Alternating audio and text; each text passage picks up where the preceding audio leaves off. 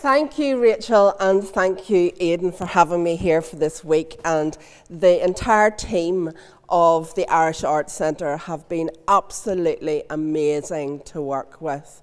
I have installed silent testimony, which I'll talk about in a minute, many times. It's been to Paris, it's been to Dublin, it's been to England, it's been all over the place.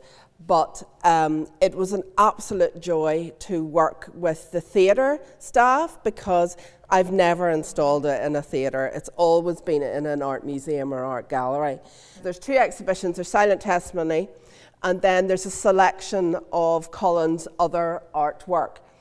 I wanted to put in context where Silent Testimony came from, but also because Colin has become very known for his portrait heads, I also wanted to show other aspects of his artistic practice. And I'll talk a little bit about that first. Then I'm going to talk about Silent Testimony. And it'll be about half an hour, but what I suggest then is that we all go into Silent Testimony, look at Silent Testimony, and I'll sit outside, because I don't talk in Silent Testimony, because you want to experience it as an installation, and you take the testimony from those people that are portrayed in the portraits. So Colin and I have gone back and worked together for a long time. He was president of the Royal Ulster Academy, who have their annual exhibition in the Ulster Museum in Belfast, and I worked with him then. But in fact, Colin studied at the Art College in Belfast, and he studied graphic design. He didn't study painting, so he had his own company, a graphic design company, and he had always continued to paint in the background, and he was actually a year below me in art college, so I've known him from that length of time. But he has always painted, even when he had his graphic design practice, and his exhibitions of paintings became so popular. In the end, he actually sold his graphic design practice and became a full-time painter. And one of the themes that he has always used in his paintings is the theme of the city. And we're standing beside one of his portraits of Belfast. This is nearly an annual event that Colin does. He has painted the city as it has changed over the years, but also it's a way of experimenting with paint. If you're not familiar with Belfast, I just wanted to point out the sort of iconic symbols of Belfast, which are these two yellow cranes, which are owned by the Harland and Wolff shipbuilding, where they built the Titanic. Now, the cranes weren't there at that time, but they've really become a symbol of Belfast, and people see it and recognise those cranes. Behind you is another series of work that he did, and there's a couple of series that I really personally love, and this series is based on Elgar's Enigma Variations, and he asked a really good florist in Belfast to create a magnificent bunch of flowers, and the Enigma Variations, each of the pieces of music are dedicated to a person. So this is for Dorabella. And he took this bouquet and painted it over a period of a year. So it went from the beautiful fresh bouquet down to its eventual dying and dried mass. So it's a beautiful series, and you can see them all on his website. But it's just something that I think, just even the thought process of why he did that was beautiful. In the front window as well, you'll not be able to see it unless you're outside. He did a series of paintings, again, throughout his career, of reflections in windows, shop windows, cafe windows. I absolutely adore that series. It's my favourite. He knows that, I always say to him. But all of these paintings, this type of brushwork, etc., led up to his ability as well to paint the portraits. Because when you see the Reflections series, his treatment of glass and the fact that you can see so many different images reflected in that glass of the shop window, or bank window as it is in the window here, is the treatment that you'll see when you look at his portraits, their eyes, okay? So that's something that he's trained himself by experimenting with these reflection portraits. Likewise, the landscape, this is actually quite an abstracted version of a landscape. He has ones that are slightly more detailed. You can pick out buildings, etc. You can see the paint brush strokes, etc., are reminiscent to the way he paints faces on his portraits. So these large-scale portraits are what I call landscapes of a face, and he uses these strokes particularly to do that. So, as I said, I've known Colin for a long time, and I was really looking forward. He was having a solo portrait show of his famous people portraits in the Queen's Art Gallery, Queen's University Art Gallery. And 2 weeks before that show was meant to open, Seamus Heaney died. So that's 10 years ago.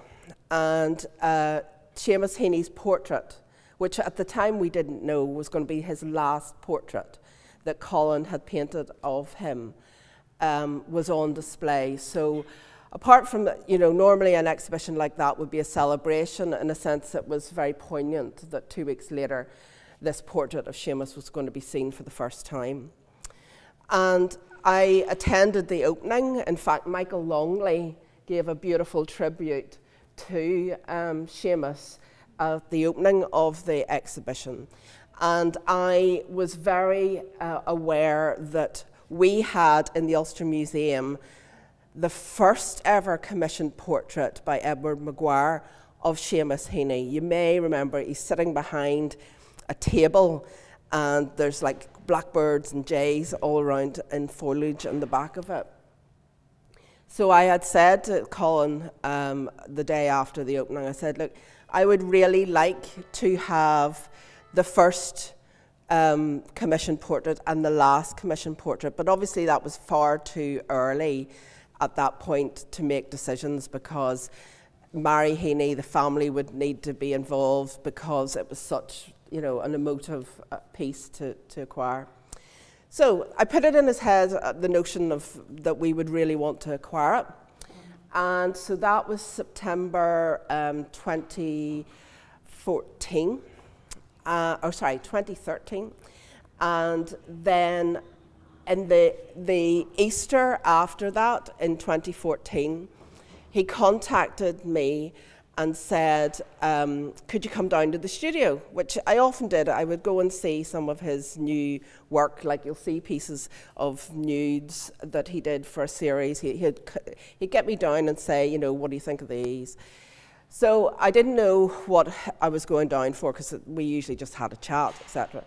But his first words were, yes, the home for Seamus is with the Ulster Museum. So we were delighted, absolutely delighted. But on the back of that, he said, I have this idea.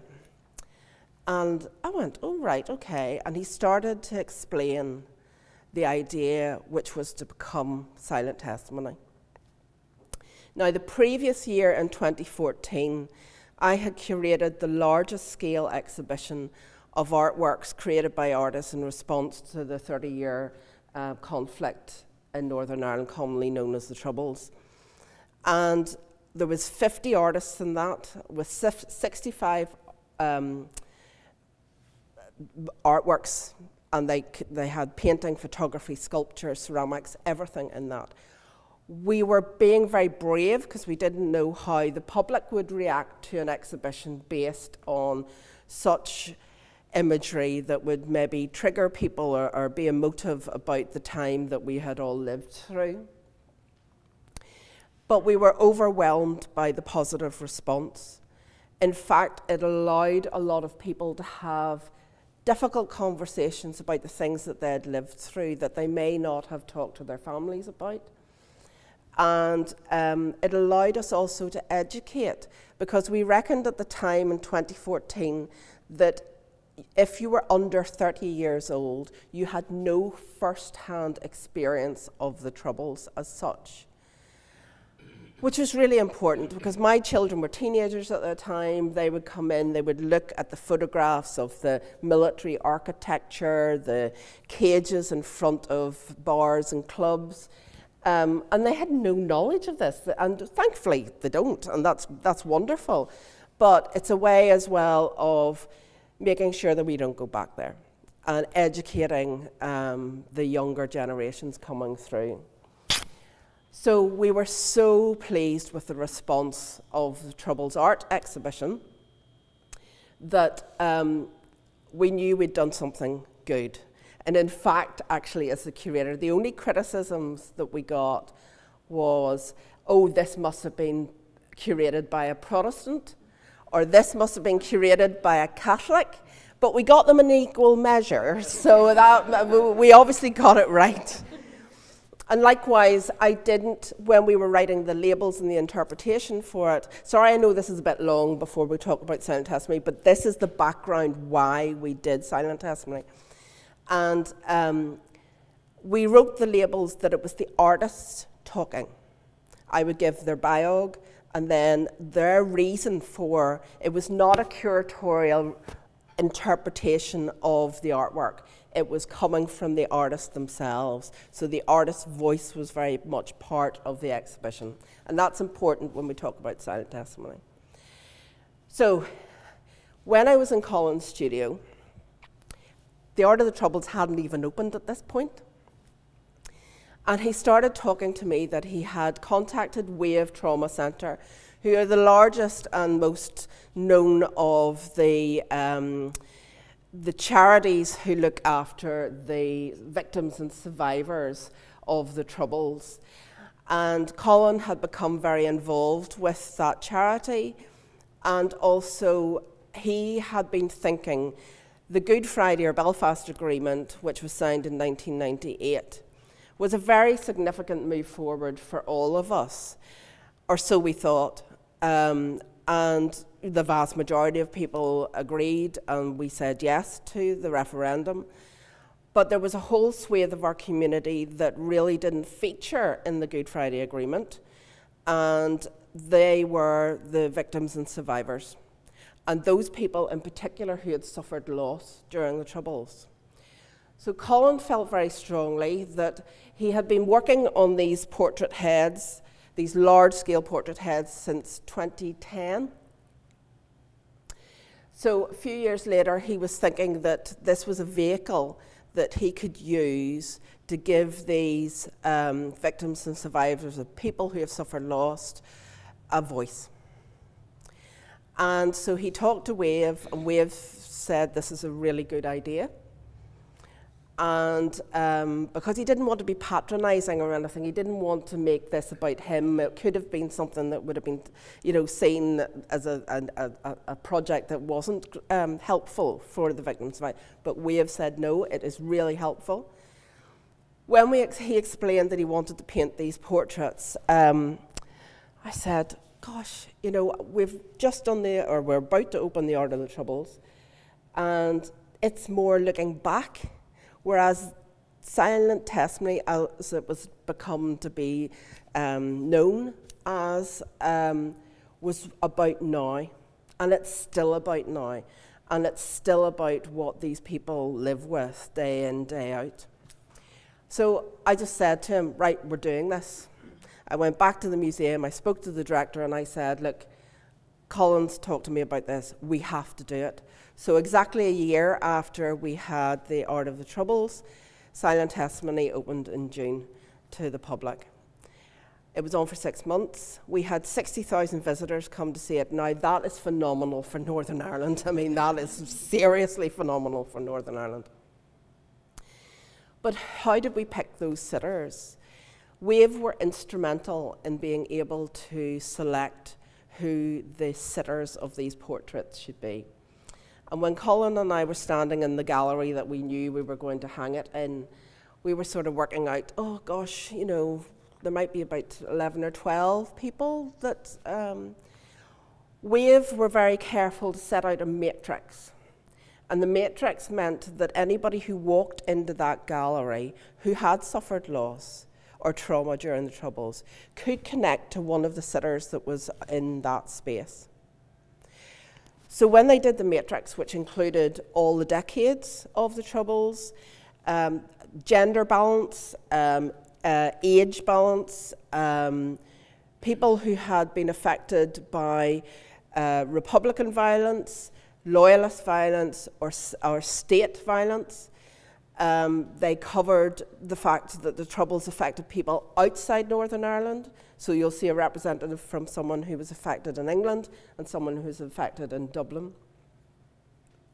So when they drew this matrix up so that there was exactly the right mix of people, there was 18 portraits that Colin needed to paint. Each of the sitters agreed. They were contacted. These are not the victims and survivors who would normally be the ones that you would see on the television talking about the rights of the victim. And these were anonymous people. These were not people who were known by the public. And you know, they didn't even know who Colin Davidson was. And by this time he had, you know, been painting people like the Queen, Ed Sheeran, Brad Pitt, Liam, you know, so you know, he was known in the art world. I mean, today, you know, in my opinion, he is the most internationally important artist in Ireland. So he had been doing all these with all these great and the good, and he'd gone from this to doing these anonymous sitters. So when the sitters agreed to be painted by Colin, they either came to Wave headquarters or his studio or in their own house. You'll see a painting of Paul upstairs, who felt so strongly his daughter was blown up in a bomb explosion, and he put on his best suit, shirt and tie and wanted to be painted in her bedroom. His daughter's bedroom had stopped dead the day that she died, so the clock sits at the same time. Nothing has changed in his daughter's bedroom. So Paul wanted to be painted there. Each of the sitters were with Colin for a couple of hours. I was actually worried about Colin because when the sitter was in front of him, they outpoured what had happened to them, whether they'd lost their mother, their father, their son, their daughter, their son had disappeared, you know, or they had lost their sight or their ability to move as well. So, so Colin was hearing these stories that was coming through about how these people had suffered loss. So as Colin says, because I said, I think you need to have counselling, and he said, no, I don't. I'm putting back all what I've heard into those paintings, and when you see them upstairs, I think you'll agree with me that you can see the emotion that has been put into the paintings. And so he painted all 18 portraits in a year, and it opened to the public in the Ulster Museum. And it was, again, one of those scenarios we didn't know how the public was going to react to it. And in fact, I got a phone call on the Saturday. We always open our exhibitions to the public on a Friday. On the Saturday, I got a phone call from our manager at the Ulster Museum to home to say, Kim, you need to come in, because we had another exhibition on, which was a family-friendly exhibition by Cressida Cowell, who's an illustrator and writes children's books, you know, How to Train Your Dragon, right? You know, the Hollywood movie animation. So we had children basically running around the building with Viking plastic helmets and swords, okay? And in the adjacent gallery was silent testimony. So these children were running through, and people were getting really annoyed, because when you go up to the gallery, you'll see People walked into the gallery and it became like a church-like experience. People would go round each of the portraits and look at them, study them in silence. It was the weirdest thing because normally there is some sort of sound in an art gallery. Nothing. And when the people were sitting for him, those stories that they were telling him, he felt were very much part of their portrait and what had brought them to him in that way. So you'll see beside each of the portraits upstairs, there is a piece of text which is their story, that person's story. And the one thing that Colin has done has taken away their background, so you don't know whether they're Protestant, Catholic, or whatever. You don't know who the perpetrator was, whether it was Republican, Loyalist, or State, because it's the whole idea of this common humanity that he is so interested in, that it doesn't matter, that it's these people and what they've gone through that it's important. Tens of thousands of people in Northern Ireland were affected by the Troubles, and it means that when they came into the space, they could, as I said, some people who had directly suffered loss could relate to somebody on those who hadn't related to their story and to the painting, and in such in-depth way that they wrote how they felt. I have thousands of written transcripts of what people thought about what Colin had done and the bravery of the sitters to tell their story. That is an amazing resource that we now have. And the exhibition has been on in the Ulster Museum 3 times. It was on, the closest recent time was on in the Parliament buildings in Stormont when nobody's there, for the 25th anniversary of the Good Friday Agreement. It's just become such an important exhibition, and that's why we want to bring it to as many places as possible, because this is a universal theme. This is, you know, what happens to communities after conflict, and that's why we want to tour it. I'm just going to end now with the last time it was on display in the Ulster Museum. As I said, the first time it was on display, we were very tentative. We didn't know what way people were going to react. People burst into tears. People cried. We had our staff actually trained by Wave how to deal with people who were triggered by some of the incidences that were mentioned in the stories, or just by the face and looking into people's eyes. They always talk about the eyes in the portraits. And the second time it was on for a very short period of time, because we put it up in between exhibitions for the 20th anniversary of the Good Friday Agreement. But the last time was last year, and we now realise, a bit like the Art of the Troubles, it is a tool for education. It's a tool for talking about what we went through. And the last event, it closed on a Sunday. On the Friday night, we brought together, I'd been contacted by a Presbyterian minister from the Shankill Road and a Catholic priest from the Falls Road that had been working cross-community with teenagers. And they wanted to bring them to see Silent Testimony. So they came to we have a great lecture theatre, and they came to the lecture theatre, and a member of the Wave team was able to talk them through what I've just basically said to you. And then they all went up into the gallery, and Colin talked then about the painting process and what had happened. One girl got so triggered that she had a major panic attack when she was in the gallery. She had never been in a gallery or a room with Catholics, and her uncle had been blown up in a car bomb by the IRA. So she was so traumatized, and we had to escort her out and, you know, do what you do in that situation. And I was like, oh my goodness, I don't know what to do. But it was so important, because that girl, by the end of the night, because we came back down from the gallery into the lecture theatre, and several people who had suffered loss, like Alan McBride, you may have heard of, his father-in-law and